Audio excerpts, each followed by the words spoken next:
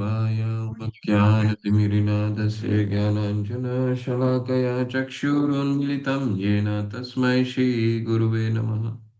श्रीचैतन्यमनोभीष्टं स्थापितं येन भूतले स्वयं रूप कदा मह्यं ददाति स्वपदान्तिकं वन्देऽहं श्रीगुरु श्रीपदकमलं श्रीगुरु वैष्णवांश्च श्रीरूपं साग्रजातां सहगना रघुनाथान्वितं सजीवं साद्वैतं सावधूतं परिजनसहितं कृष्णचैतन्यदेवम् श्रीराधा कृष्णपादान् सहगना ललिता श्रीविशाखान्वितांश्च नमो विष्णुपादाय कृष्णपृष्ठाय भूतले श्रीमते भक्तिवेदान्त स्वामिनिते नामिने।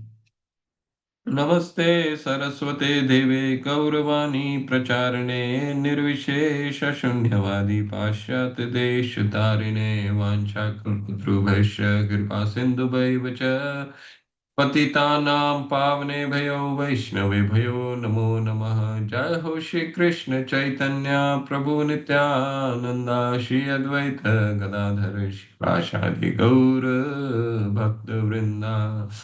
हरे कृष्णा कृष्ण कृष्णा हरे हरे, हरे राम राम राम हरे हरे।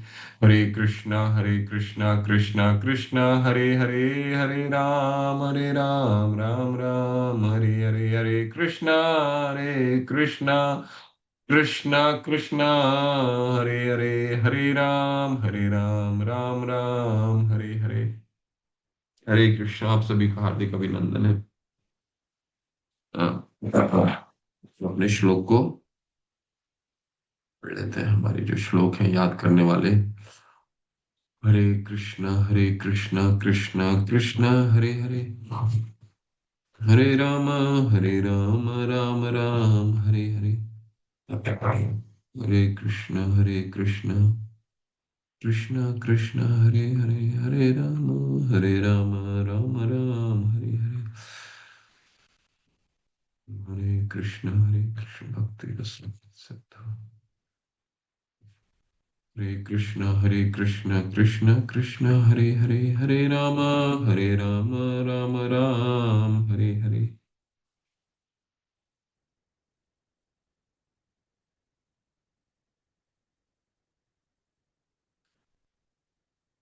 अन्य अभिलाषिता शून्यं ज्ञान कर्म धनावृतम अनुकूलेन कृष्णानुशीलनम भक्तिरुत्तमा। जब प्रथम श्रेणी की भक्ति विकसित होती है तो व्यक्ति को सभी भौतिक इच्छाओं, अद्वैतवादी दर्शन द्वारा प्राप्त ज्ञान और सकाम कर्म से रहित होना चाहिए।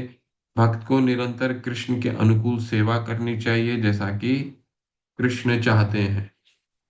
अतः सर्वोपाधि विनिर्मुक्तम तत्परत्वेन निर्मलम ऋषिकेन ऋषिकेश सेवनम भक्ति रुच्यते। भक्ति को इंद्रियों का उपयोग करके भगवान की सेवा के रूप में परिभाषित किया गया है। ऐसे भगवान को प्रसन्न करने के इरादे से अन्य इच्छाओं से मुक्त और अन्य प्रक्रियाओं से बिना किसी बाधा से किया जाना चाहिए। अतः श्री कृष्ण नामादि न भवेद ग्राह्य इंद्रिय सेवन मुखे ही जिह्वादो स्वयमेव स्फुरत्यदः। कृष्ण और उनके पवित्र नामों को भौतिक इंद्र द्वारा नहीं समझा जा सकता, लेकिन जब कोई व्यक्ति भगवान के पवित्र नाम और पारलौकिक रूप को स्वीकार करने की प्रवृत्ति विकसित करता है तो कृष्ण सहज रूप से जीव और अन्य इंद्रियों में प्रकट होते हैं।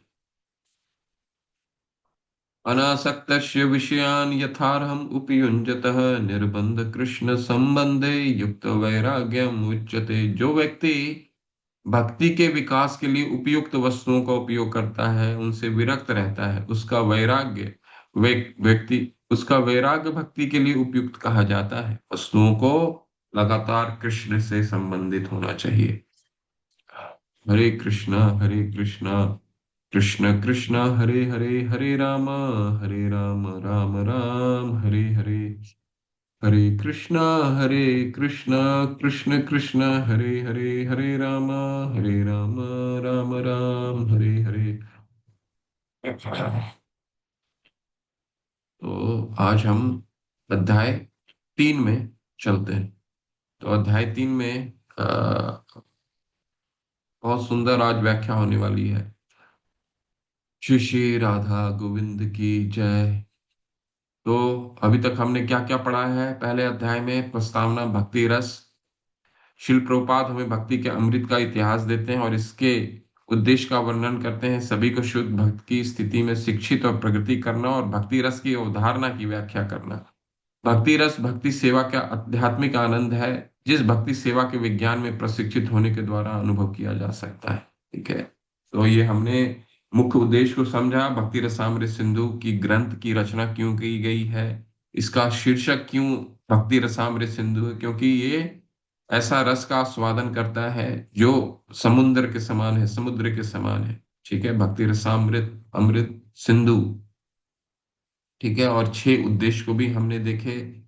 ठीक है, और इसके तत्पश्चात मंगलाचरण गुरु के और गौरांग के प्रति रूप गोस्वामी पाद ने अपना प्रणिपात प्रणिपात दिया और उद्देश्य भी बताया कि भक्ति रसामृत सिंधु क्यों लिखी गई है। ठीक है, और शुद्ध भक्ति की परिभाषा तो हम तो हर बार पढ़ते हैं, खासकर अन्य अभिलाषिता शून्यम वाला श्लोक और सर्व उपाधि विनिर्मुक्तम, ये दोनों श्लोक आपको स्मरण होने चाहिए। हाँ, चार चार श्लोक स्मरण होने चाहिए। अन्य अभिलाषिता शून्यम और सर्व उपाधि विनिर्मुक्तम। ठीक है, ये दोनों श्लोक शुद्ध भक्ति को परिभाषित करते हैं। ठीक है, तो कल हमने क्या पढ़ा? साधना भक्ति। साधना भक्ति के पश्चात हमने साधना भक्ति के 2 भाग को देखा। साधना भक्ति किसे कहते हैं? कृत साध्यो भवेत साध्या साधना भाव सा साधना विदा नित्य सिद्ध से भावस्य प्राकट्यम हृदय साध्विता। तो साधना भक्ति का परिभाषा क्या है कि अपने इंद्रियों से कृत साध्य है, भवित साध्य। साधना भक्ति पर विशेष बल देते हुए भक्ति सेवा के 3 श्रेणियों का साधना भक्ति किसे कहते हैं? अपने इंद्रियों को भगवान के अपने इंद्रियों को कृत साध्य। ठीक है, साध्य, कृत का मतलब होता है इंद्रिय और साध्य का मतलब है उद्देश्य पूर्ति के लिए। क्या उद्देश्य पूर्ति है? भाव सा साधना विदा, यानी रागानुगा भक्ति, यानी कि राग उत्पन्न करने के लिए ये इंद्रियों को लगाना होता है। ठीक है, राग उत्पन्न करने से क्या होता है? नित्य सिद्ध से भावस्य प्राकट्यम हृदय साध्यता, यानी कि हमारा जो नित्य हमारे चित्त में जो भगवान के प्रति प्रेम संकुचित है उसको उजागर करने का कार्य करता है ये साधना भक्ति। ठीक, साधना भक्ति के 2 विभाग हमने देखे। कौन कौन से हैं? एक, पहला, जो विधि विधानों का पालन, अभी कोई राग उत्पन्न नहीं किया हुआ है, शास्त्रों के द्वारा अनुमोदित, गुरु के द्वारा उसको हमारे अनुसार दिया हुआ। ऐसा नहीं कि शास्त्रों के द्वारा एज जो शास्त्र में लिखे हैं वो नहीं, शास्त्र में जो लिखे हैं और गुरु जो हमारी जीवन की सरलता को देख करके देते हैं। 64 माला कम से कम गौड़िया मठ में भक्ति सिद्धांत सरस्वती ठाकुर प्रभुपाद ने ये नियम बनाया था कि 64 माला कम से कम एक भक्त को करना चाहिए। लेकिन शिला प्रभुपाद जब अमेरिका गए और उन्होंने देखा 64 माला तो करना बहुत ही मुश्किल है, तो उन्होंने क्या किया? नियम तो शास्त्रों में 64 है, लेकिन उन्होंने सरलता के लिए क्या किया? हमारे लिए 16 नियम, 16 माला। ठीक है, ठीक है, तो 16 माला तो शास्त्रों में अनुमोदित और गुरु द्वारा हमारी सरलता के लिए जो फॉर्मूला दी जाती है उसे वैदिक साधना भक्ति, उसका पालन करके जो राग उत्पन्न किया जाता है उसे वैदिक साधना भक्ति कहा जाता है। ठीक है, और उदाहरण के रूप में, सिद्धांतिक रूप में हमने कल पढ़ा कि श्री रूप गोस्वामी पाद तो केवल सिद्धांत तो रखते नहीं है, फिर क्या रखते हैं? उसके साथ उदाहरण। 2 उदाहरण, बहुत अच्छे उदाहरण हमने देखे। शिव भक्ति श्रीमद् भागवतम से उन्होंने बताया कि जब सुखदेव मुनि ने परीक्षित महाराज के प्रश्नों को उत्तर दिया, और प्रमुख प्रश्न क्या है? क्या परीक्षित महाराज ने पूछा था क्या कि एक व्यक्ति को क्या सुनना चाहिए, क्या बोलना चाहिए और किस चीज को स्मरण करना चाहिए। ठीक है, तो उसके उत्तर में वैदिक भक्ति के आधार पर सुखदेव गोस्वामी ने परीक्षित महाराज को क्या समझाया? तस्मात् भारत सर्व आत्मा भगवान ईश्वरो हरि श्रोतव्यस्य कृतितव्यस्य स्मर्तव्यस्य इच्छता भयम। ये तीन चीजें तुमको करनी है। क्या करनी है? स्मर्तव्य, श्रोतव्यस्य, भगवान के बारे में बोलना है। यही वैदिक भक्ति कराती है। हरे कृष्णा कृष्णा कृष्णा हरे हरे, हरे राम राम राम हरे हरे। कीर्तन क्यों करते हैं हम क्लास से आने से पहले 10 मिनट पहले? क्योंकि हम उस हम अपने उद्देश्य के प्रति अपना अलाइनमेंट कर लें, हम जो करने जा रहे हैं। इसीलिए बहुत जरूरी है कि कीर्तन हो। क्लास कक्षा से पहले 10 मिनट कीर्तन बहुत जरूरी है। उसका कार्य है, उसका क्या काम है कि हम जो सुनने वाले हैं उससे पहले हमारी उद्देश्य को वो स्थापित कर देता है कीर्तन करने मात्र से। यही वैदिक भक्ति के नियम है। ये सब सब वैदिक भक्ति के नियम का पालन में श्रीला प्रभुपाद ने जो नियम हमें दिए हैं, ये पूरे के पूरे शास्त्र उन्मोदित है। ठीक है, एक भी ऐसा नियम नहीं है जो शास्त्र के उन्मोदित नहीं है। तो 10 मिनट पहले कीर्तन करना। इसके कीर्तन, कई लोग होते हैं जो कीर्तन के जस्ट 5 मिनट शुरू, जब क्लास शुरू होने वाला होता है उसी समय ज्वाइन करते हैं, लेकिन वो उद्देश्य को भूल जाते हैं। भूलने का क्या मतलब है? 10 मिनट ज्वाइन करने से पहले क्या होता है, हम अपने उद्देश्य को अलाइन कर लेते हैं। हम सुनने जा रहे हैं उससे पहले हम कीर्तन कर लेते हैं, भगवान की महिमा का गान कर लेते हैं। यही सुखदेव गोस्वामी महाराज ने कहा। क्या कहा? श्रोतव्यस्य कृतितव्यस्य स्मर्तव्यस्य। किनका किनका किनके बारे में बोलना चाहिए, किनके बारे में सुनना चाहिए, और किनके बारे में स्मरण करना चाहिए? तो शिला प्रभुपा सुखदेव गोस्वामी ने क्या कहा? भगवान ईश्वरो हरि, जो हरि के रूप में, हरि जो है, जो हमारे ईश्वर भगवान परमात्मा के रूप में सर्व आत्मा, तस्मात् भारत सर्व आत्मा, सभी के परमात्मा है उस रूप में। उनके बारे में हमें बोलना चाहिए, उनके बारे में सुनना चाहिए, उनके बारे में स्मरण करना चाहिए। ठीक है, यही वैदिक भक्ति। और पद्म पुराण से उधार उद्धृत करते हुए रूप गोस्वामी पाद ने क्या बताया कि हमारे जीवन के सिद्धांत किस तरह से चलने चाहिए। स्मर्तव्य सततम विष्णु विस्मर्त्यो न जातु चेत। हमेशा हमारी दिनचर्या ऐसा होना चाहिए कि प्रतिदिन विष्णु का स्मरण हो सके, भगवान का स्मरण हो सके, सुबह 2 घंटे। और वो जो स्मरण कैसे है? वैसे नहीं चलते चलते हमने कर लिया, कहीं बैठे हुए हमने कर लिया, कुछ करते हुए हमने कर लिया, गाढ़ रूप से। इसीलिए जो आप देखे होंगे कि मंदिर के तरफ से अभी अभी सभी लोगों को साधना भक्ति वेदी चैंटिंग के लिए सुबह परम पूज्य न मनुष्य प्रभु ने सभी को आमंत्रित किया है कि चैंटिंग के लिए। हो सकता है हमें कष्ट हो कि सुबह सुबह नहाना, तिलक कर करके करना, लेकिन ये वैदिक भक्ति के नियम के अंतर्गत आता है। और शुरू हमने पढ़ा था 17वें अध्याय में, जब सतुगुण तपस्या की चर्चा करते हैं भगवान, क्या कहते हैं कि शुरू शुरू में वो क्या रहता है, 18वें अध्याय में, शुरू शुरू में वो हो सकता है कष्टकारक हो, लेकिन 6 महीना के पश्चात वो हमारे जीवन को आनंद देने की कार्य करता है। यही है सतुगुण तपस्या। ठीक है, ये सतुगुण तपस्या है। तो वैदिक भक्ति के नियम यहीं से शुरू होते हैं। क्या होना चाहिए? स्मर्तव्य सततम विष्णु विस्मर्तयो न जातु चित। हमेशा हमें भगवान का स्मरण करना चाहिए, खासकर सुबह 1 से 1.5 घंटे जब मंदिर हमें बुलाती है चैंटिंग करने के लिए, तो सब कार्य छोड़ करके चैंटिंग कीजिए। क्यों? क्योंकि हम भी बंध जाते हैं चैंटिंग करने के लिए। उस समय हम और कोई कार्य नहीं कर रहे होते हैं और हमारा चैंटिंग भी हो जाता है, और यही हमारा उद्देश्य है। और यही सिद्धांत रखा गया पद्म पुराण से, स्मर्तव्यम सततम विष्णु।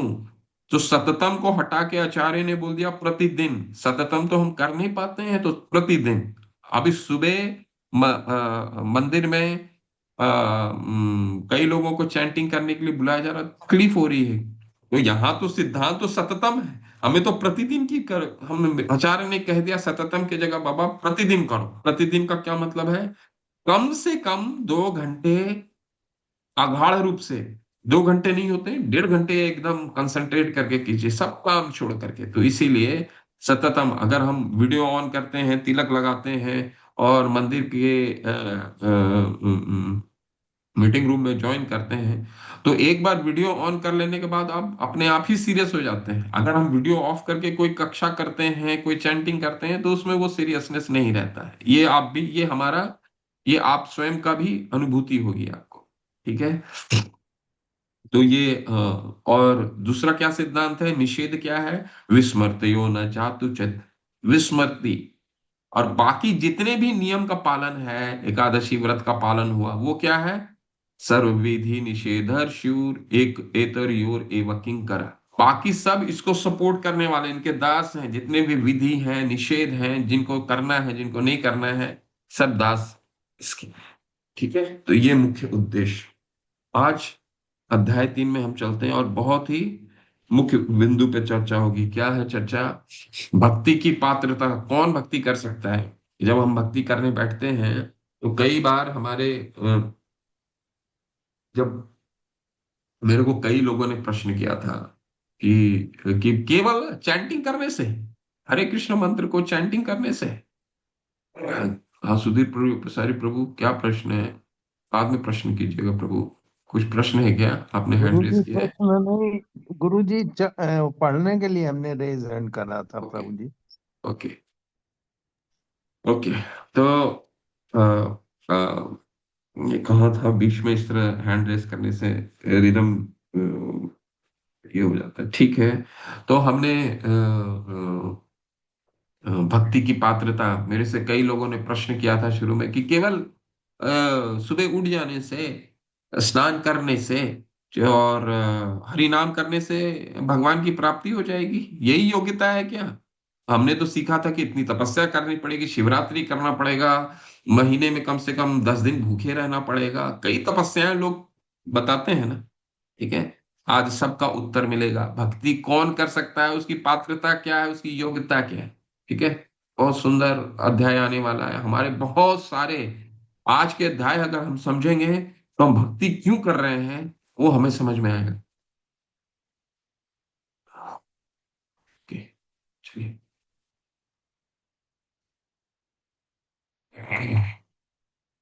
ये हमने पढ़ लिया, अब आगे चलते हैं। ये भक्ति योग के अधिकारी के लक्षण, भक्ति योग की पात्रता क्या है, पहला, सबसे पहला बिंदु आज अध्याय 3 का पढ़ेंगे, बहुत महत्वपूर्ण है। और इसके बाद फिर हम अ, भक्तों के अनेक 3 कोटि होते हैं, उनकी उनकी चर्चा करेंगे, जिसके बारे में हमने पहले भी उपदेशामृत में अध्याय संख्या मंत्र संख्या 5, श्लोक संख्या 5, श्लोक संख्या 6 में चर्चा किया है। परंतु पात्रता सबसे महत्व, क्या पात्रता है। मेरे साथ उच्चारण कीजिए, अगर किसी को, किसी में कोई अच्छे से श्लोक पढ़ सकते हैं, तो हाथ हैंड रेस कर सकते हैं, मेरे साथ वो श्लोक का उच्चारण करेंगे, क्योंकि हम सबके, ये श्लोक कोई सामान्य श्लोक नहीं है। श्रील प्रभुपाद हमें समझाते हैं, श्लोक पढ़ने मात्र से हम भगवान की श्रद्धा में शामिल होते हैं। ठीक है। तो किसी को भी अगर अगर श्लोक अच्छा से रिसाइटेशन आता है, पढ़ना आता है, मेरे साथ हैंड रेस कर सकते हैं, मैं उनको अनम्यूट करूंगा, और जब मैं बोलूं इसके बाद वो रिपीट कर सकते हैं, सबके मुंह में बैठना चाहिए। ठीक है। पहले मैं बताता हूं, देखिए कौन अधिकारी है, रूप गोस्वामी पाद उसका परिभाषित कर रहे हैं। ये केनापि अतिभाग्येन जात शतदोष सेवने, न अतिसक्तो न वैराग्य भाग अस्याम अधिकार सौ। ये केनापि अतिभाग्येन जात शतदोष सेवने, नातिसक्तो न वैराग्य भागस्य भाग्य अस्यामधिकार सौ। ओके, तो ये उच्चारण करना चाहते हैं दीप्ति माता, चलिए मेरे उच्चारण कीजिए जिस तरह से, जिस टोन में मैंने किया था। हरे कृष्ण प्रभु जी, सादर प्रणाम। यः धन्यवाद। केनापि अतिभाग्येन जात श्रद्धोस्य सेवने, नति नातिसक्तो न वैराग्य भाग अस्याम अधिकार्यसौ। ये केनापि अतिभाग्येन जात शतदोष सेवने, नातिसक्तो न वैराग्य भाग्यस्याम अधिकार्य सौ। ठीक यः है। और केनापि भाग्येन पढ़िए। श्रद्धोस्य सेवने नातिसक्तो न वैराग्य भाग अस्याम अधिकार्यसौ। हरी हरि। हरी। Thank you. माता सुजाता माता मेरे साथ गाइए, गाइए इसको। याकेनापि भाग्येन जातसद्यस्य सेवने नातिसक्तो न भागस्यामधिकार्यसौ। हरी हरी, बहुत सुंदर। अनुकंपा माता मेरे साथ कीजिए। ये केनापि अति भाग्येन जात दोष सेवने नाति सक्तो न वैराग्य भाग्यस्यामधिकार्य सौ। गाइए, गाइए माता। यकेनाप्यतिभाग्येन जातश्रोधस्य सेवने नातिसक्तो न वैराग्यभाग अस्यामधिकार्यसो। हरी हरी। अभी बहुत मौका देंगे आप लोगों को, तो मैं जिस टोन में गाऊं उसको रिपीट कीजिएगा, और इसको याद करने की कोशिश कीजिए। याद ना भी हो तो गाइए बस क्लास में। देखिए क्या रूप गोस्वामी पाद क्या पात्रता देते हैं। ये केनापि अति भाग्य ना, पहले इसका मैं उत्तर समझा देता हूं, इसके बाद फिर एक एक श्लोक एक एक शब्द के बारे में बताऊंगा, और ध्यान पूर्वक सुनिएगा। योग्य उम्मीदवार का वर्णन इस प्रकार है। कौन योग्य उम्मीदवार है भक्ति करने के लिए? क्या हम जो 16-17 लोग बैठ करके अभी इसका श्रवण कर रहे हैं, क्या हम पात्र हैं क्या भक्ति के लिए? तो सुनिए। वह व्यक्ति कौन?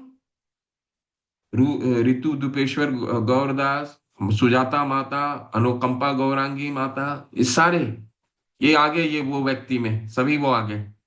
वह व्यक्ति जिसने भक्तों के साथ पूर्व संगति से उत्पन्न अनुभवों के आधार पर भगवान की सेवा में आस्था विकसित की हो, जो भौतिक वस्तुओं से अत्यधिक आसक्त ना हो और जो अत्यधिक विरक्त ना हो, वह वैदिक भक्ति के लिए योग्य है। तीन चीजें बताई गई हैं। रूप गोस्वामी पाद तीन चीजें इसमें खोल करके बता रहे हैं। ये केनापि अति भाग्य ना, केनापि का मतलब है कि हमें भाग्य से, ये केनापि किसी तरह भाग्य से, जात शब्दों से सेवने, हमें भक्तों का संग मिला, और उस भक्ति के जातो शब्दों से, उस भक्ति के संग से श्रद्धा उत्पन्न हो गई। पहली पात्रता क्या? पात्रता भक्तों का संग मिला और वो श्रद्धा उत्पन्न हो गई हमारी। ठीक है, श्रद्धा पहली विकसित है। ऐसा तो आप क्यों, अगर श्रद्धा विकसित नहीं हुई तो वो भक्ति का पात्र नहीं है। अब जैसे हम घर में अपना चैंटिंग करते हैं, हमारे 5 लोग हमारे घर में रहते हैं, 4 लोग रहते हैं, सभी तो हमको देख करके नहीं चैंटिंग करने लग जाते हैं, तो वो पात्र नहीं हो पाए। ठीक है, पहला है हमने किसी का संग किया, वो भी अति भाग्य ना, बहुत भाग्यवान हम थे, जिसके महाप्रभु भी क्या कहते हैं क्या? ब्रह्मांडे भ्रमिते कौन भाग्यवान जीव, हम वही भाग्यवान जीव हैं जो रूप गोस्वामी पाद ये बता रहे हैं कि हमें गुरु का संग प्राप्त हुआ, भक्तों का संग प्राप्त हुआ, उस संगति से श्रद्धा उत्पन्न हो गई। कोई पत्नी है जिसको पति का संग मिल गया, जो पति है उसको पत्नी का संग मिल गया, बच्चे हैं उनको मिल गया संग, और उन्होंने चैंटिंग शुरू कर दी, तो ये होता है पहली पात्रता। दूसरी पात्रता क्या? न अति सक्तो, न अतिसक्तो, न ही बहुत आसक्त है किन चीजों में? भौतिक चीजों में। न वैराग्य, न बहुत वैराग्य है। वैराग्य क्या मतलब है? ये नहीं चाहिए, ये नहीं चाहिए, ये नहीं चाहिए, ये नहीं चाहिए। न किसी भौतिक आसक्ति है। कल जैसे नवीन प्रभु बता रहे थे, डॉक्टर शैलजा माता बता रही थी, क्या है? न अतिसक्तो, बहुत आसक्ति नहीं है, भौतिक चीजों में बहुत आसक्ति नहीं है। आप किसका कैसे मतलब समझे? भौतिक आसक्ति नहीं है कि भाई लेक्चर हो रहा है, अच्छा लेक्चर चल रहा है, तो ऐसा तो नहीं कि आप लेक्चर सुनने नहीं आएंगे। तो कोई चीज पे आसक्ति कम है तभी तो लेक्चर सुनने आ रहे हैं। न आतिसक्त, ठीक है, ज्यादा आसक्ति नहीं है। वैराग्य भी नहीं है ज्यादा। वैराग्य नहीं है मतलब कि भाई परिवार का पोषण करना है, नवीन प्रभु ने बोला परिवार का पोषण करने के लिए ये कार्य करना है, तो वैराग्य भी ज्यादा नहीं है, आसक्ति भी ज्यादा नहीं है, दोनों चीजें नहीं है। तो तीन चीजें हो गई। और एस क्या? पहला क्या? जो भक्तों का संग मिला, उससे श्रद्धा उत्पन्न हुई। ठीक है, श्रद्धा उत्पन्न होने के बाद क्या है, उस व्यक्ति का न न अति आसक्त हो, न ही वो आसक्त है चीजों के लिए। ठीक है, हो रहा है, कर्तव्य निभाना है, ठीक है चलो, ना अति सक्त हो, ना ज्यादा वैराग्य है, कर्तव्य का पालन भी करना है। ऐसा नहीं है कि कर्तव्य, मान लीजिए आज आपकी वैराग्य नहीं होती तो आप यहाँ बैठे नहीं होते। ठीक है, वैराग्य है, कोई चीज को छोड़ करके आए हैं, वैराग्य, कुछ तो वैराग्य है, लेकिन इतना भी नहीं है कि अपने परिवार को भी छोड़ दें। तो रूप गोस्वामी पाद ने ऐसे व्यक्तियों को, जो इसमें तीन पात्रता बताई गई है, उसको क्या कह रहे हैं, अस्याम अधिकार्य सो, वो भक्ति का अधिकारी है। ठीक, ये है सिद्धांत। तो सिद्धांत यहां खत्म नहीं होंगे जब तक उदाहरण नहीं दिया जाए। उदाहरण क्या है, बहुत सुंदर श्लोक है, और यहां पे कौन कह रहे हैं, रूप गोस्वामी पाद ने सिद्धांत रखा। अब कोई आपसे प्रश्न पूछ रहेगा, अरे बस केवल चैंटिंग से हो जाता, आप भक्ति के पात्र हो गए क्या? तो कोई और नहीं कह रहा, स्वयं भगवान उद्धव जी को कह रहे हैं। क्या कह रहे हैं, यदृच्छा मत कथा दो जात शब्दस्तु यह पुमान, न निर्विण्णो न अतिसक्तो भक्ति योग से सिद्धया सिद्धया।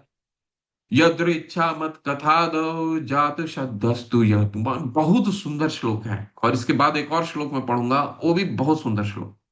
देखिए, भगवान स्वयं कह रहे हैं, कोई और नहीं कह रहे। यदृच्छा मत कथा दो जात शतस्तु यह पुमान, न निर्विण्णो न अतिसक्तो भक्ति योग सिद्धया। कोई गाना चाहते हैं, जिन्होंने अभी नहीं किया, कोई अगर गाना चाहते हैं मेरे साथ गा सकते हैं। अनुकंपा माता गाना चाहती हैं? अच्छा, गाइए,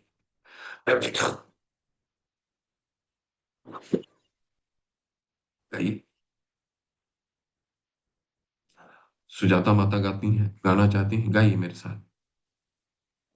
हरे कृष्ण। यदृच्छया मत्कथात मत्कथादौ जातश्रद्धस्तु यः पुमान् न निर्विणो नातिसक्तो भक्तियोगोऽस्य सिद्धिधया।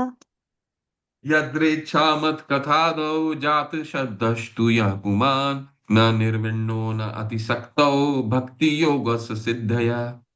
बहुत सुंदर। यह अनुकंपा माता जी, आप गाइए। बहुत सुंदर माता, आप गाइए, गाइए। अनुकंपा माता गाइए, अनम्यूट करके।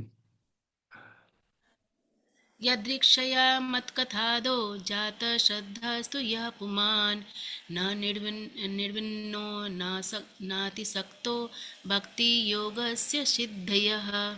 यदृच्छा सिद्धयः। मत कथा दो जातु शब्दस्तु यः पुमान्, न निर्वण्णो न अतिसक्तो भक्ति योग से सिद्धया। ठीक है, अब देखिए एक एक यदृक्षया। मतलब। ओके, फिर देंगे अभी चांस आप लोगों को। भी और श्लोक आ रहे हैं, बहुत सुंदर सुंदर श्लोक हैं। भगवान क्या कह रहे हैं, देख रहे हैं। यदृच्छा, यदृच्छा मतलब सौभाग्यवश, यदि सौभाग्यवश किसी प्रकार से मेरी महिमा सुनने और कीर्तन करने में श्रद्धा उत्पन्न हो जाती है, तो ऐसे व्यक्ति को भौतिक जीवन से न तो घृणा होती है और न ही बहुत आसक्ति होती है। उससे मेरी प्रेममयी भक्ति के मार्ग से सिद्धि प्राप्त करनी चाहिए। ठीक है, तो भक्ति स्वतंत्र है, फिर भी भक्ति के प्रारंभिक चरणों में कर्म के प्रति वैराग्य भक्ति का पक्ष लेता है और कृष्ण पर एक विशेष एकाग्रता लाता है। तो क्या भगवान क्या पात्रता कह रहे हैं, यद्र इच्छा, यद्र इच्छा का मतलब है वही जो अभी रूप गोस्वामी पाद ने कहा, क्या कि यह केनापि अति भाग्येन। तो भगवान क्या कह रहे हैं, सौभाग्यवश मत कथा दो, मेरी कथा में जात श्रद्धस्तु, आपको श्रद्धा उत्पन्न होती है। पुमान मतलब मनुष्य को, व्यक्ति को जो सुन रहे हैं। ठीक है, और पहला तो ये हो गया पात्रता। दूसरा भगवान क्या कह रहे हैं, न निर्विण्णो। निर्विण्णो का मतलब होता है ज्यादा आसक्ति नहीं है। ऐसा नहीं है कि सुबह कक्षा होगी तो आप नहीं आएंगे, या शाम को कक्षा होगी तो नहीं आएंगे। ना अतिसक्त हो, ना निर्विण्णो, ना अतिसक्त हो और ज्यादा आसक्ति भी नहीं है।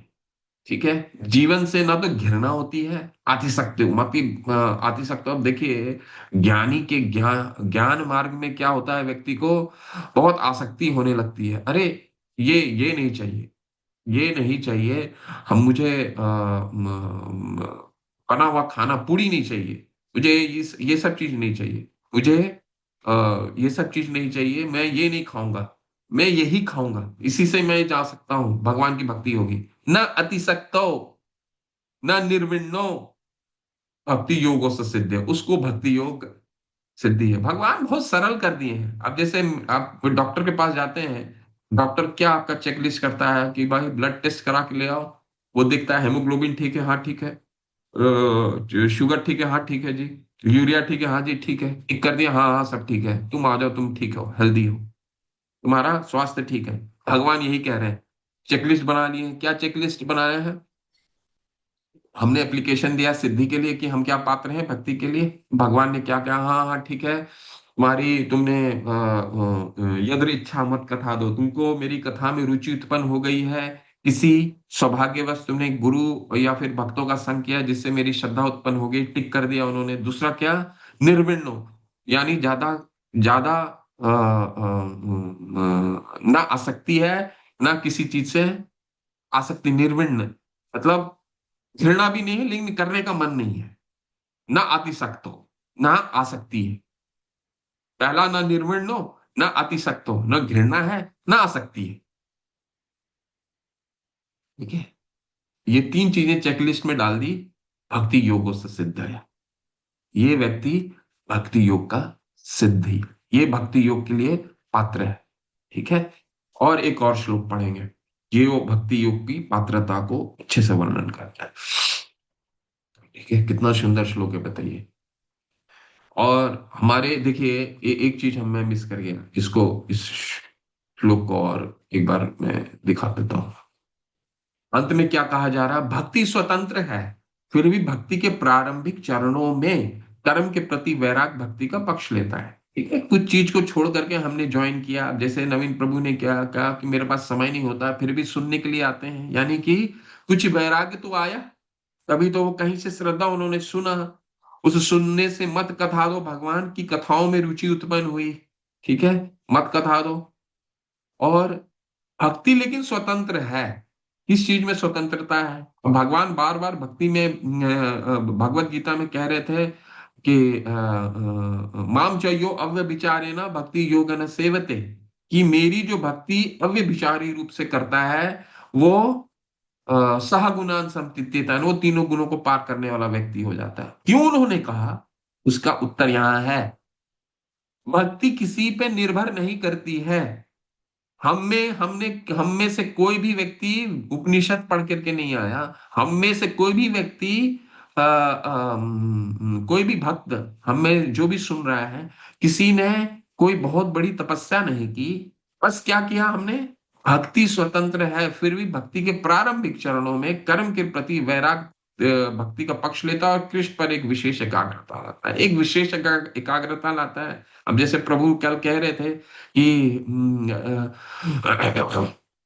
सुनने की इच्छा तो होती है पर समय ही नहीं मिलता है। एकाग्रता तो ला रहा है, एकाग्रता तो ला रहा है, ये भगवान स्वयं करते हैं, हमें करने की कोई आवश्यकता नहीं है, यही पात्रता है। भगवान ने कुछ नहीं कहा है कि भाई तुम उपनिषद पढ़ के आओ, तुमने ये तपस्या की है कि नहीं की है। भगवान ने कुछ नहीं कहा। भगवान ने क्या कहा है कि यदि इच्छा मत कटा दो, ये उद्धव को भगवान कह रहे हैं, उद्धव को एक और श्लोक भगवान कह रहे हैं। ठीक है, उस श्लोक को हम पढ़ेंगे, इसके बाद भक्ति की पात्रता हमारा कंप्लीट होगा। बहुत सुंदर श्लोक है, इसको और भी अच्छे से पढ़िएगा, सब नोट करके रखिए।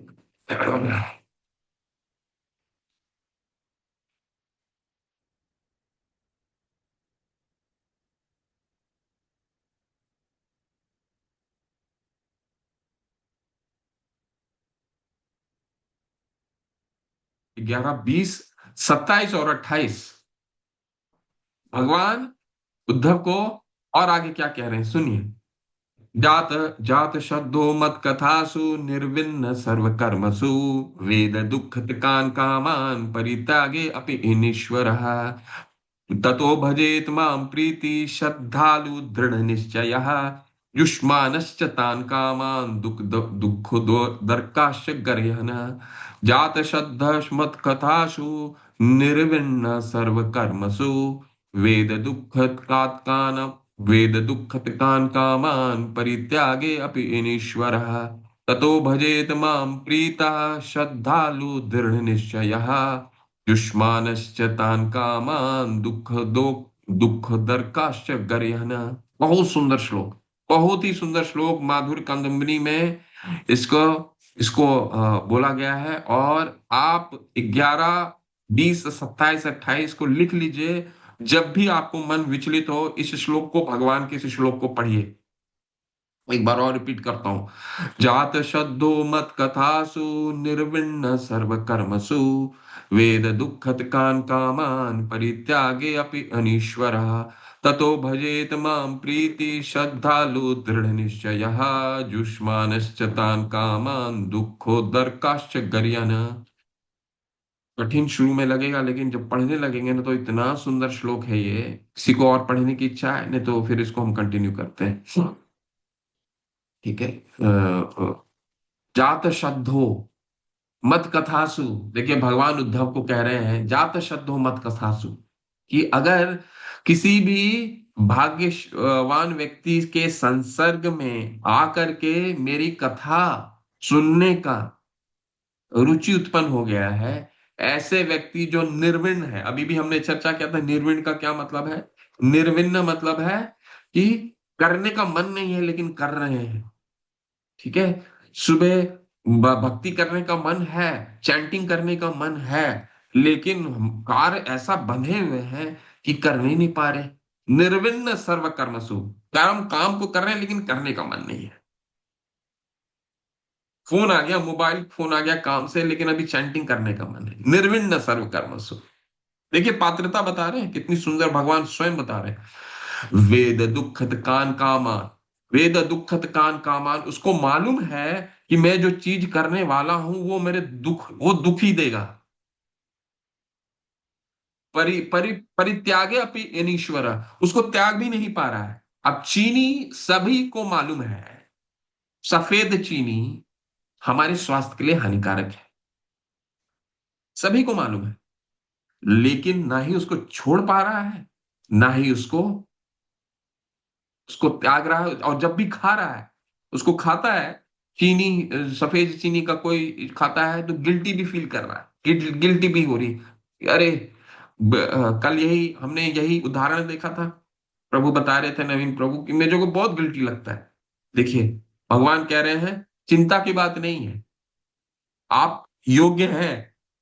वेद दुखत कान कामान परित्यागे अपि ईश्वर, मेरे से त्यागा नहीं जा रहा है, कोई बात नहीं, कोई बात नहीं। भगवान कह रहे हैं इसकी कोई बात नहीं, भक्ति करने के लिए नहीं चाहिए। क्या चाहिए भक्ति करने के लिए? ततो भजेत माम प्रीति श्रद्धालु दृढ़ निश्चय, प्रीति पूर्वक मेरी सेवा करो, श्रद्धा पूर्वक, दृढ़ता पूर्वक मेरी भजन करने का प्रयास करो। हम सब ने कोशिश किया है। डॉक्टर शैलजा माता ने क्या कहा, प्रयास किया ना उन्होंने। वो अभी बंधे हुए थे, कह रहे थे कि मेरी परिवार का ये है, मेरे वृद्ध माता पिता हैं, उनकी सेवा करनी पड़ती है, बच्चों का है टिफिन है, उनके लिए टिफिन बनाना पड़ता है। लेकिन क्या उन्होंने एक क्या दृढ़ निश्चय किया, तो भजेत माम प्रीति, अंदर से दृढ़ निश्चय किया कि नहीं, भगवान की प्रीति करनी आवश्यक है। कहीं ना कहीं श्रद्धा विकसित हुई उनकी।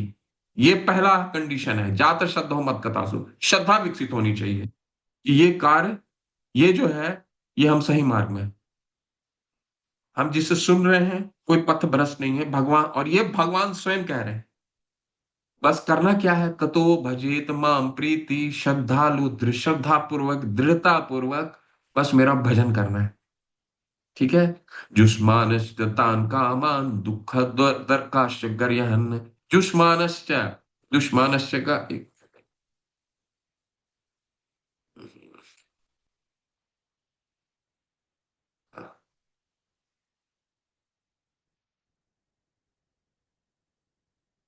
उसको मालूम है जुष्मानश्च तान कामान, वो ऐसे कार्यों में लगा हुआ है जो जो गर्हित है, जो नहीं है, जो नहीं सही है, भक्ति के लिए आगे सही नहीं है। भगवान स्वयं कह रहे हैं कि उसको मालूम है कि जो वो काम कर रहा है वो भक्ति के लिए ठीक नहीं है, फिर भी वो मेरा भजन कर रहा है, दृढ़ है मेरे लिए। कोई ना कोई भक्ति का कोई भाग को उठा लिया, किसी को सुनना पसंद है, किसी को चैंटिंग करना पसंद है, किसी को अर्चना करना पसंद है, किसी को भगवान के लिए प्रसाद बनाना पसंद है, किसी को भगवान की मंदिर को साफ करना पसंद है, किसी को धाम जाना पसंद है। भगवान ने कहा है श्रद्धालु दृढ़ निश्चय, अगर वो व्यक्ति श्रद्धा पूर्वक मेरी सेवा कर रहा है, चाहे उसमें वो परिवार में आ सकता है, किसी को स्त्री में आ सकती है। देखिए ऐसा कोई व्यक्ति में नहीं है जिसको जो ये सिचुएशन से नहीं, ये चीजों से नहीं गुजरता है। अगर ये कह दिए कि वो चीजों से नहीं गुजरता तो वो बहुत ही एडवांस है। बद्ध है तभी तो यहाँ भक्ति कर रहे हैं, नहीं तो भगवान के धाम में होते ना सभी के सभी। हम सभी बद्ध हैं और कहीं ना कहीं किसी चीज से आसक्ति भी है, किसी चीज से वैराग्य भी है, ज्यादा करने का मन भी नहीं है और करना भी पड़ रहा है। जैसे मैंने उदाहरण के लिए बताया कि चीनी छोड़ी भी नहीं जा रही है, और छोड़ना और उसको खाना गलत है ये भी हमें मालूम है। ये ही संस्पर्शजा भोगा दुख योन एवते आदंतवंत कौन्तेय न तेषु रमते बुधा। हमने ये श्लोक भी याद कर लिया 5वें अध्याय भगवत गीता का, कि कोई भी विषय वस्तु का भोग दुखों का घर होता है, फिर भी भोग तो छूट नहीं रहा है। भगवान क्या कहते हैं, चिंता की बात नहीं है, भजेत माम प्रीति श्रद्धालु दृढ़ निश्चय, तुम भक्ति के पात्र हो, मेरे को ऐसा ही व्यक्ति चाहिए। भगवान क्यों बोले होते अगर उनको ये नहीं मालूम होता कि बद्ध जीव की ये चीजें आनी, बद्ध जीव ऐसे ही इस सिचुएशन, इस तरह का उसको बद्ध जीवन में, भौतिक जीवन में इस तरह का सिचुएशन उसको देखना पड़ेगा। तभी तो उन्होंने कहा है कि उसे छोड़ा भी नहीं जा रहा है और पूरी तरह से पकड़ा भी नहीं जा रहा है, तो ऐसा व्यक्ति भक्ति का पात्र है। ठीक है, यही है योग्यता भक्ति की। कोई अगर आपको कुछ कह ले भक्ति में ये चाहिए ये चाहिए, नहीं, भगवान स्वयं ने कहा है जातु सत्व मत कथासु निर्विण्ण सर्व कर्मसु वेद दुखत कान कामान परित्यागे अपि अनीश्वर ततो भजेत माम प्रीति श्रद्धालु दृढ़ निश्चय युष्मानश्च तान कामान दुख दर्खाश्च गरिहन। कोई बात नहीं, अब हम सभी भक्ति के पात्र हैं, बस भगवान हमारी, इसलिए भगवान ने क्या बोला है, ददामि बुद्धि योगम तम। मैं अगर दृढ़ता पूर्वक हम लगे रहे हैं तो भगवान रास्ता खुद निकाल देंगे, भगवान रास्ता खुद निकाल लेंगे। ठीक है, कल का प्रभु ने बताया कि मुझे कुछ समय नहीं मिलता है, सुबह परिवार के लिए रहता है, फिर दिन में काम रहता है। तो दृढ़ता तो है, निश्चयता भी आ चुकी है, अब क्या है, ददामी बुद्धि, अपनी प्रायोरिटी सेट करनी पड़ेगी। प्रायोरिटी कैसे सेट कर सकते हैं, देखिए उदाहरण कहीं है, यह आपका जीवन, हम सबका जीवन शैली है। ठीक है, हमको अलग अलग तरीके से सेट करना पड़ेगा। मैं एक उदाहरण से समझाता हूँ। शिला प्रभुपाद के पिता श्रीमान गौर मोहन देव महाशय, उनका अपना बिजनेस था, तो उनका कपड़े की दुकान थी। कपड़े की दुकान में जाते थे और कपड़े की दुकान बंद करते करते रात को 8-9 बज जाते थे। किसी का कपड़े की दुकान है, अभी दुकान तो रात को ही चलती है, 9 बजे से पहले कोई दुकान बंद नहीं करता। 8-9 बजे, 9 बजे दुकान बंद करते थे और 10 बजे तक घर आते थे, और 10 बजे के घर आने के बाद नहाने के पश्चात केवल और केवल भगवान की भक्ति करते थे। 1 घंटा भक्ति किया उन्होंने, भगवान की अर्चन में। और शिला प्रभुपाद कहते थे कि जब हम सोए रहते थे, देखिए इसका प्रभाव, देखिए क्या हुआ कि अपने पिता के वो दिनचर्या को देख करके शिला प्रभुपाद जब छोटे बच्चे थे तो उनको स्मरण था प्रभुपाद लीला अमृत में परम पूज्य स्वरूप दामोदर जिन्होंने लिखा है तो शिला प्रभुपाद उन्होंने यही चीज बताया कि बचपन की स्मृति कितनी शार्प है। 80 वर्ष की उम्र में भी शिला प्रभुपाद बता रहे हैं, जब मैं छोटा बच्चा था तो मुझे अपने पिता का वो जो रात को 9 बजे आकर के वो पूजा करते थे ना, वो स्मृति है। और ये घर में बच्चों पे घर कर गया। शिला प्रभुपाद के पिता रात को आते थे और भगवान की अर्च विग्रह की सेवा करते थे, चैंटिंग करते थे और 1 घंटे कीर्तन करते थे और 1 घंटे में सो जाते थे। सुबह उठते थे, भगवान की फिर भक्ति की उन्होंने, और भक्ति की फिर, क्योंकि दुकान लेट से खोलते थे तो फिर 12 बजे तक जाते थे दुकान में। तो शिला प्रभुपाद ने एक बताया कि उनका मुख्य व्यवसाय क्या था मालूम है?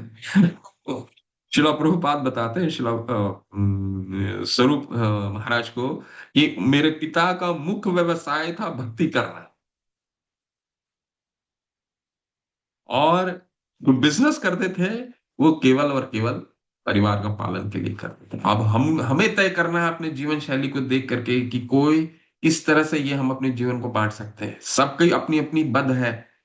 सब देखिए, भगवान हमारी योग्यता को बोले हैं कि तुम योग्य हो, तुमने जातु श्रद्धा मत खतासु निर्वैर सर्व कर्मसु। भाई, तुमने कथा सुनी, तुमने शिला प्रभुपाद के तात्पर्य को पढ़ा, तुमने गुरु के वाणियों को सुना, तुम्हें श्रद्धा आई, तुमने शुद्ध पहली पात्रता क्लिक चेक टिक कर दिया भगवान ने, तुम पात्र हो। दूसरा क्या पात्रता भगवान? निर्वैर सर्व कर्मसु, तुमको करने का इच्छा नहीं है लेकिन करना पड़ना है, टिक कर दिया भगवान ने, हाँ आ जाओ।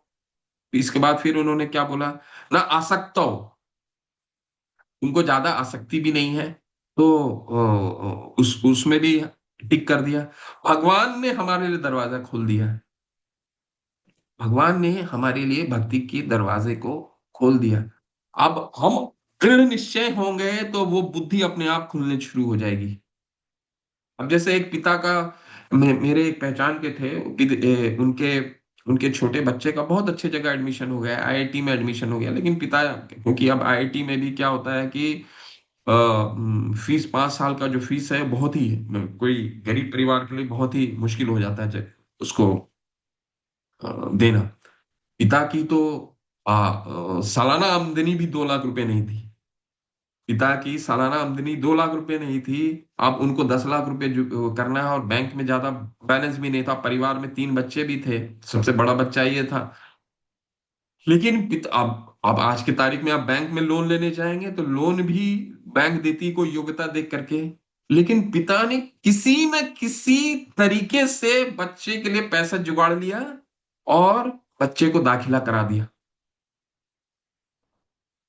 दृढ़ थे, निश्चय थे, प्रायोरिटी हमारे को सेट करनी पड़ेगी। प्रायोरिटी सेट कैसे करेंगे?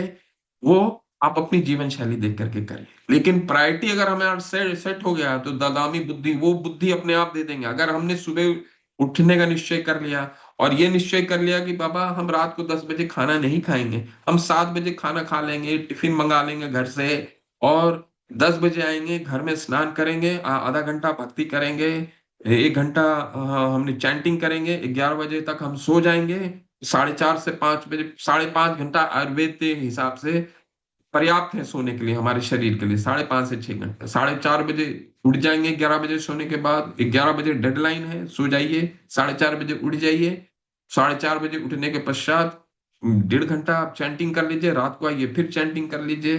तो हमारा रात को, मान लीजिए हम आते हैं कभी, अभी हमारी टीवी देखने की आदत है, चाहे किसी चीज की भी आदत होती थी, वो आदत हटना चाहिए। ठीक है, तो तरीका ये कोई फोर्स नहीं कर सकता, पर तरीका हमें खुद बनाना पड़ेगा अपनी जीवन शैली को देख करके। और भगवान की योग तो है। परमात्मा कैसे दिखेंगे? परमात्मा इसी तरीके से दिखेंगे। भगवान ने बता दिया ये तरीका है, तुम करते रहो करते रहो करते हो, बस श्रद्धा होनी चाहिए, प्रीति पूर्वक मेरी भजन करना चाहिए, दिख जाएंगे।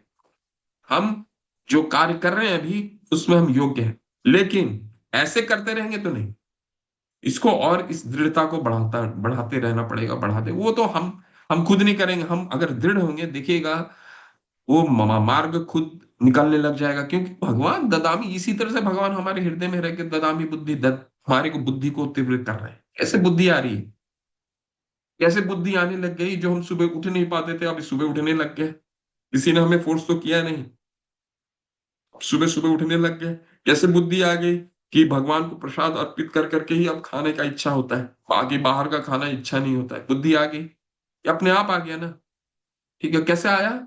भगवान बुद्धि देते हैं प्रैक्टिकल। इसलिए साइंस, ये भगवान शिला प्रभुपाद ने क्या कहा कि अगर इसको विज्ञान के रूप में प्रस्तुत किया जाए तो ये बिल्कुल ज्ञानम विज्ञानम संगीतम, ये व्यवहारिक ज्ञान है, ये व्यवहार में लाने वाला ज्ञान, कृष्णा भावनामृत विज्ञान है। ठीक है, और सिद्धांत को रूप गोस्वामी पाद ने कैसे वैज्ञानिक रूप से प्रस्तुत किया, एक एक चीज को आप देखते जाइए। ठीक है, तो ये पात्रता है हमारी, हम सभी पात्र हैं, और बस दृढ़ से होकर के हमें रास्ता खुद चुनना है। बाकी विश्वास रखिए, भगवान हमारी श्रद्धा को आगे लेकर के जाएंगे। ठीक है, तो ये पात्रता हो गया आपका। और अब हम आगे पढ़ेंगे कि भक्ति में तीन जो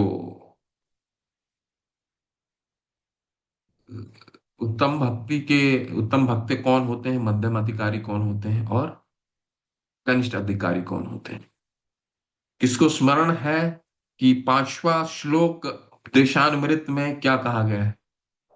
हम पहले भी पढ़ चुके हैं, ये हम पहली बार नहीं पढ़ रहे हैं कि भक्तों के जो तीन तीन श्रेणी होती है, वो तीन श्रेणी किसे, क्या क्या उसमें चरित्र है, उसके क्या चरित्र है। अभी तो योग्य हो गए, अब योग होने के बाद योग्यता हमें हासिल हो गई, अब धीरे धीरे हमें भक्ति बढ़ानी पड़ेगी उस योग्यता, और तो उसमें क्या चरित्र पाया जाता है।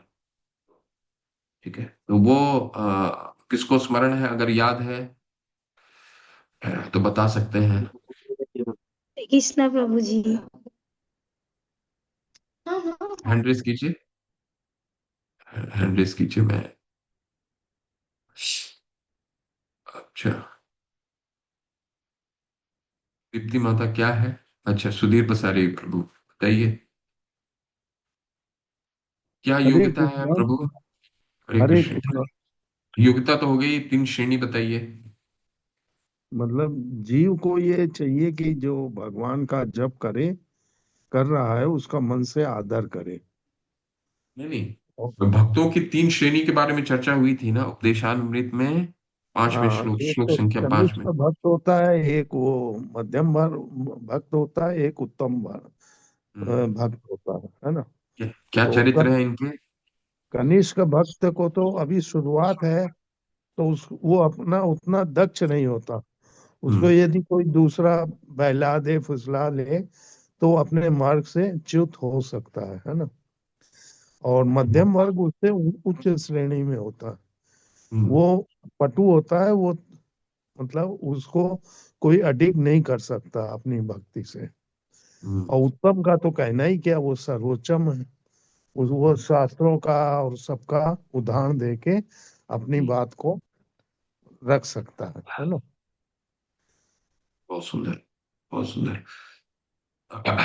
सुधीर प्रसाद, सुजाता माता जी बताएं माता, क्या है श्रेणी, ये तीनों के क्या चरित्र है, और रूप गोस्वामी पाद उपदेशामृत में हम लोग जो क्या समझाया है 5वें श्लोक में। जो प्रभु ने कहा वही, जो उत्तम अधिकारी होते हैं उसे शास्त्र का ज्ञान होता है, हम्म, और उसके साथ साथ उसका श्रद्धा भी पक्का होता है, किसी को बात में आकर वो अनन्य भक्त होता है। और अगर शास्त्र को तर्क वितर्क से कोई झूठ प्रमाण करना चाहता है तो वो उसे भी काट सकता है, उसका बात वो रख सकता है। पर जो मध्यम भक्त है वो कभी कभी तर्क में वो हार जाते हैं, उसे शास्त्र के बारे में इतना ज्यादा ज्ञान नहीं होता है, पर भगवान के ऊपर उसका श्रद्धा होता है। पर जो कनिष्ठ भक्त होते हैं उसका श्रद्धा भी उतना ज्यादा दृढ़ निश्चय नहीं होता है और शास्त्र के बारे में भी उसे ज्ञान नहीं होता है। अगर कोई किसी के बात में आकर वो उसका पथ को छोड़ सकता है। बहुत सुंदर। तो इस चर्चा को हम आगे कंटिन्यू करेंगे। तो पांचवा श्लोक आपको सबको अच्छे से दोबारा पढ़िए। जो हम ऐसा नहीं होना चाहिए कि हम नया ग्रंथ ले रहे हैं, पुरानी ग्रंथ हम उसको बार बार पढ़ते रहने का, बहुत पढ़ते रहिए। कृष्णेति यस् गिरितम मनसा द्रियेत, कृष्णेति यस् गिरितम मनसा द्रियेत, दीक्षास्ति चेत प्रणित भजन्तम ईशम शुश्रूषया भजन विज्ञान अनन्य मन्य निंदादि शून्य हृदय इपिसितम संग लब्ध्या। ठीक है, पांचवें श्लोक में रूप रूप गोस्वामी पाद हमें समझाते हैं कनिष्ठ भक्त कौन होना चाहिए। कृष्णे तियस गिरितम मनसा द्रियता, जो हम मन से उसका आराधना करें, वो उसने शुरू किया है। हम जैसे लोग जो शुरू किए हैं, जो भी निर्वर्ण, जो भी निर्विण भी है और आसक्ति भी है, कुछ ये भी है कुछ वो भी है, पूरी तरह से नहीं है, उसको मन से आदर करना चाहिए। मध्यम अधिकारी क्या लक्षण है? दीक्षास्ति चेत प्रणित भिष्ट भजन तमीशम, उनको प्रणिपात करना चाहिए क्योंकि उन्होंने दीक्षा ले रखी है। भगवान पे श्रद्धा, शास्त्रों में श्रद्धा और दृढ़ हो चुका है। लेकिन उसकी कमी क्या है? कमी है कि भक्तों और अभक्तों में भेद करते हैं। और उत्तम अधिकारी कौन होते हैं? शुश्रूषया भजन विज्ञान अनन्य मन्य निंदा आदि शून्य हृदय इपिसितम संग लब्ध्या। संग किसका करना चाहिए? रूप गोस्वामी पाद हमें बताते हैं कि शुश्रूषया, जो भगवान के अनन्य भक्ति में लगा हुआ है, शुश्रूषया भजन विज्ञान अनन्य, अनन्य भजन कर रहा है भगवान का, ठीक है, और उसके हृदय में निंदादि शून्य हृदय इपिसितम संग लभ्य। जैसे मध्यम अधिकारी भक्त और भक्तों का भेद करता है और उसकी केवल भक्तों का संग करता है और भक्तों का नहीं करता, लेकिन जो उत्तम के अधिकारी हैं, अब उनको कौन गड़बड़ कर सकता है? सूर्य की रोशनी अगर गंदे पानी को भी पड़े और साफ पानी को भी पड़े, तो उसमें ये क्षमता ताप और ये इतनी ताप होती है कि वो दोनों को सुखा सकता है। सूर्य को कोई गंदगी नहीं कर सकता। ऐसा नहीं है कि उसका गंदे पानी को अगर उसने सुखाना, नाले के पानी को अगर सूर्य अपनी रोशनी से सुखाते हैं, तो सूर्य का जो गंदे, उसका भाप उड़ करके सूर्य को गंदगी कर देती है। ठीक उसी तरह उत्तम भक्तों के निंदादि शून्य हृदय इपिसितम संग लभ्या, वो किसी के प्रति हृदय से किसी से द्वेष नहीं करते। भक्त और अभक्त के बीच में सबको एक समान देखते हैं। कैसे देखते हैं? कि ये सब विद्यावान संपन्ने ब्राह्मणी गवि हस्तनी सुनी चैव शपाके च पंडिता समदर्शना, ये वही उत्तम भक्त का परिभाषा है। पंडिता सबको समदर्शी देखते हैं। विद्यावान विनय संपन्न, यही विद्यावान लोग हैं, उत्तम भक्त। ठीक है, तो ये हम और भी विस्तार से अगले सत्र में। रूप गोस्वामी पाद की जय, शिला प्रभुपाद की जय। किसी का कोई प्रश्न है? कोई संशय है, रह गया है विचार समझने की? नवीन त्यागी प्रभु हरे कृष्णा, हो सकता है आपके प्रश्नों का थोड़ा बहुत उत्तर मिला हो। उत्तर तो हमें खुद ढूंढना पड़ेगा, परंतु मैंने सिद्धांत समझा दिया, बेसिक स्ट्रक्चर समझा दिया। ठीक है, तो अब हमें ढूंढना खुद होगा। ठीक है प्रभु, लेकिन शास्त्र शास्त्र आपको, हम सबको अनुमोदित करता है। भगवान कहते हैं कि आप भक्ति के योग्य हैं, आप करते जाइए, दिख जाएंगे परमात्मा। नवीन त्यागी प्रभु हरे कृष्णा, आपके प्रश्नों का उत्तर, कल का उत्तर मिला क्या आपको? ओके, चलिए, व्यस्त है। ठीक है, और किसी का कोई प्रश्न है? दीपक शर्मा प्रभु हरि हरि, क्या प्रश्न है प्रभु? हरे कृष्णा प्रभु जी, धन्यवाद प्रणाम। हरे प्रभु कृष्ण। जी, जैसे हम लोग का सुबह स्नान करके मंगला आरती पूरा करते हैं, पूरा करने के बाद चैंटिंग करते हैं, 8 माला 10 माला तक पूरा करते हैं प्रभु जी। तो समय फिर भागवतम क्लास अटेंड करते हैं, उसके बाद काम पे निकल जाते हैं। तो प्रभु जी, क्या ऐसा कर सकते हैं, माला लेकर के वहाँ काम पे एक जगह में माला कर सकते हैं क्या? कर तो सकते हैं, लेकिन अपना जो कोर माला है, जैसे 16 माला आपने करना है, सुबह कंप्लीट करके फिर ये जितने भी माला होंगी आपके ऑफिस में करना, चाहे कहीं और करना, ये माला एडिशनल माला होंगी जिसमें भगवान की स्मृति कम रहती है और उसका हमारा काउंटिंग ज्यादा होता है। ठीक है, तो आपको जितना माला आपने तय किया है करने का कि मुझे आज 16 माला करना है, तो 16 माला एक स्ट्रेच में कंप्लीट करके फिर निकलिए। जी प्रभु जी। एक उसमें या फिर आपको 14 माला करना है, 15, हमारा उद्देश्य तो 16 तक पहुंचने का होना चाहिए। लेकिन जितने माले का भी उद्देश्य है आपको, वो एक सिटिंग में कंप्लीट होना चाहिए। देखिए क्या, देखिए हम, शास्त्र क्या कहता है? शास्त्र कहता है सततम स्मर्त्योम विष्णु, विष्णु भगवान की स्मृति हमेशा होनी चाहिए। तो आचार्य ने बताया प्रतिदिन होनी चाहिए। ठीक है, सततम नहीं होगी, प्रतिदिन होनी चाहिए। अब प्रतिदिन भी कैसी होनी चाहिए? प्रतिदिन भी एक समय ऐसा होना चाहिए कि उसके अलावा हम कोई काम करें ही नहीं। जी तभी तो किसी बिल्कुल। चीज पे कंसंट्रेट कर सकते हैं ना, नहीं तो कैसे कंसंट्रेट होगा? जी तो 16 माला करना है, एक सिटिंग में सुबह निकाल दीजिए। ठीक है, तकलीफ है तो शुरुआत जितना से कर रहे हैं उसमें अडिग रहिए। 12 कर रहे हैं, जी 10 कर रहे हैं, 14 कर रहे हैं, 16 का उद्देश्य होना चाहिए। देखिए जल्दी सुबह उठेंगे तो सारा काम हो जाएगा। हाँ, अगर दिक्कत है उठने में, कोई कार्य से फंसे हैं, कोई काम है, चल लेट आते हैं, तो अब जो भी करना है सुबह जितना अच्छे से कर पाएंगे, ब्रह्म मुहूर्त के समय में आपकी जो माला होगी वो सबसे बेहतर होगी, ऐसा आचार्य ने बताया, सबसे अच्छा। तो कोशिश कीजिए एक सिटिंग में सुबह सुबह निकल जाए। ठीक प्रभु। प्रभु जी, सुबह मंगला आरती जो होती, मंगला आरती 5:30 बजे तक संपन्न होते हैं। उसके बाद फिर माला चैंटिंग करते हैं। उसके बाद फिर भागवतम क्लास होता है प्रभु जी, 9 बजे तक भागवतम तो चलती है 8 ना। बजे होता है प्रभु। हाँ हमारे पास तो फिर बहुत 9 बजे। समय है। भागवतम कक्षा तो 8 बजे होता है, तब तक तो हमारी कोशिश होनी चाहिए कि 7 बजे तक हमारी चैंटिंग संपन्न हो जाए, समाप्त हो जाए सारे काम। क्योंकि 7 बजे के बाद फिर वो आपको फोन बजने लग जाएंगे, आपका बहुत सारा फिर काम तैयार होना है, किसी को ऑफिस जाना है, माताओं को शौर कार आ जाता है। तो 7 बजे तक कोशिश करके सभी चैंटिंग कंप्लीट हो जानी चाहिए। देखिए आपकी दिनचर्या अगर इस तरह से बांट लेंगे ना, जी तो प्रभु जी। सहूलियत होगी। आप अभी 4 अभी कर लिए, अब 4 दोपहर में कर लिए, 4 शाम को। देखिए नियम तो कहता है कि आप कभी भी कर सकते हैं, लेकिन आप खुद देखिएगा कि जो सुबह की आपकी चैंटिंग होती है वो सबसे सर्वश्रेष्ठ होती है, और इसके बाद की जो आपकी चैंटिंग होती है ना, उसमें थोड़ा सा मन इधर उधर रहता है। कभी फोन बिल्कुल बजेगा, बिल्कुल। कभी कोई आ करके बुला लिया, कभी कोई किसी ने कुछ कर दिया, तो उसमें चैंटिंग में वो आनंद नहीं आ पाता है। तो सुबह का चैंटिंग जब कोई डिस्टरबेंस ना हो, कोशिश कीजिए एक सिटिंग में निकल जाए। ठीक है बिल्कुल प्रभु। बिल्कुल प्रभु जी, हरे कृष्ण। जी प्रभु, अरे, हरे कृष्ण, हरे हरे। और किन का प्रश्न था? एक और प्रश्न लेंगे, फिर अगले सत्र में लेंगे उनके प्रश्न। सुजाता माता क्या प्रश्न है? प्रभु जी, वो जो भगवतम का श्लोक आपने पढ़ा है वो एक बार मैं चैंटिंग करना चाहूंगी। करिए, मैं डिस्प्ले कर दूं? एक मिनट में डिस्प्ले करता अम्म, नहीं, मेरे हूँ। पास है। मैंने देखिए बोल दीजिए, स्क्रीनशॉट बाकी लोग भी, करके रख दिया था। बाकी लोग भी चैंटिंग कर लेंगे। जितना बार हो सके इसको चैंट कीजिए, लिख लीजिए, नोट कर लीजिए, जो जो क्लास अटेंड किए हैं सब नोट कर लीजिए। जब भी मन विचलित हो, भगवान ने उद्धव जी को कहा है, तो ये चैंटिंग कीजिए, चैंटिंग कीजिए माता।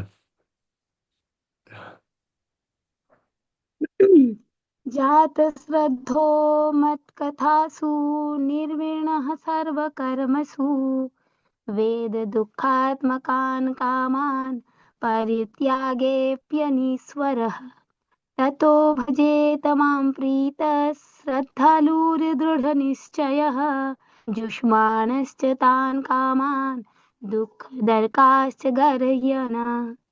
जात शब्दो मत कथासु निर्विण्ण सर्व कर्मसु वेद दुःखत कान कामान परित्यागे अपनीश्वरः ततो भजेत मां प्रीतः श्रद्धालुर्दृढ़ निश्चयः युष्मानश्च तान् कामान दुःखोदर्काश्च गरिहन। बहुत सुंदर है, सबको नोट कर लीजिए। ये पहले 3 जो श्लोक है ना, बहुत सुंदर श्लोक है, हमको हमारे सारे प्रश्नों का उत्तर देते हैं भगवान। ऐसा कोई भी प्रश्न है नहीं है इस भागवतम में, श्रीमद् भगवत गीता में, भक्ति रसामृत सिंधु में, जो हमारे आचार्यों ने उसको नहीं जाना हमारी मुश्किल को, हमारी तकलीफ को नहीं जाना है भौतिक जगत में, सभी हमारे पास सभी सोल्यूशन उन्होंने दिया। ठीक है। शिला प्रभुपाद की जय। नमाचार्य श्री हरिदास ठाकुर की जय। वांछा कल्पतरुभ्यश्च कृपा सिंधुभ्यैव च पतितानां पावनेभ्यो वैष्णवेभ्यो नमो नमः। अनंत कोटि वैष्णव वृंद की जय। शिला प्रभुपाद की जय। नित्य गौर प्रेमानंदे। हरे हरे बोल। हरे कृष्ण। आप सभी को